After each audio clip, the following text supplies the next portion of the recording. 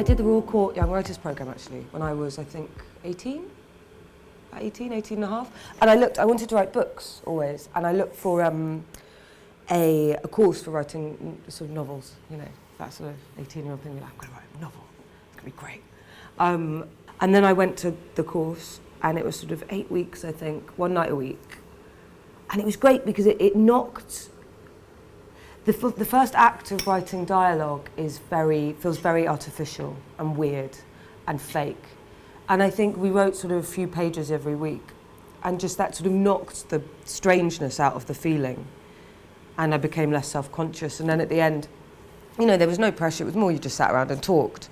And at the end they said, if you wanted to write a play, to do it. And they'd read it. And it was such a split decision.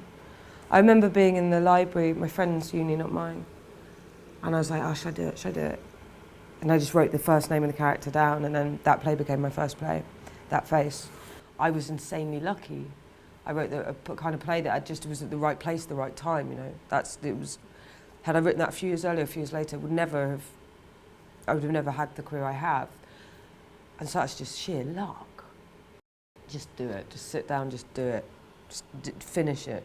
That's the main thing. So it's so easy to abandon. There's a horrible bit in the middle when it seems totally crap, and it's about sort of scurrying through that bit and getting to the end. If you don't finish it, just not to be self-conscious about what you're doing at all at the time, because you're going to think it's crap. You're just going to. And you're probably going to think it's crap all the time until the very, very end when you might think it's okay. And that's sort of your relationship with it.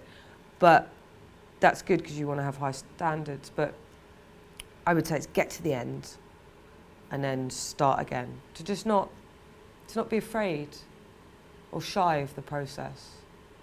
To sort of treat it like painting or something, or building something, or that there should be mess and joy in it. It doesn't have to be sort of tight and small. I find actually the more plays you do, the more you know what you can do. Therefore the choices are difficult because you know, whereas you're running on instinct the first few, then you learn your craft a bit more and you think, God, I could do this scene in like 20 different ways. And that's what becomes difficult because one is not necessarily better than the other. So you're not just driven with instinct, that becomes difficult.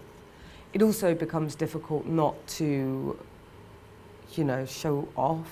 I guess that's like, I try and put a post-it by my computer being like, don't be vain, because you know, there's a level of ego where you can maybe start fishing for laughs, and the joke might be great, and because the laugh's a great feeling, but then it might be, I mean, recently I've just had to cut one which I loved from the new play, but it just, you can hear me going, come on, laugh.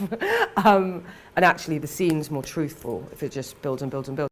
Someone once told me that good writers are ruthless because they know that they'll keep writing. They know that the stuff they cut will be good. If it's good, it will be used again, so you don't get precious and vain. So I try really, really hard to be ruthless to serve the play. But it's difficult. Like I had to cut a subplot I loved from this, but at the end of the day, like no one cares if it's a pretty sentence or a funny joke if you're just bored for a minute afterwards. I mean, yeah. Someone once described inspiration or writing a play to me as like a backwards explosion. And I think that's really good. That you have these disparate ideas and it all gets sucked into something much sleeker and smaller than you started with.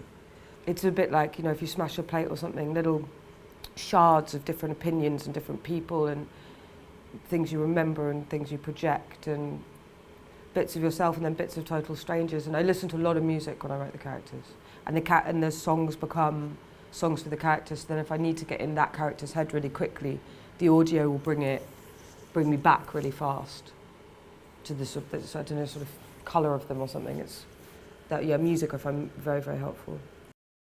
I've only written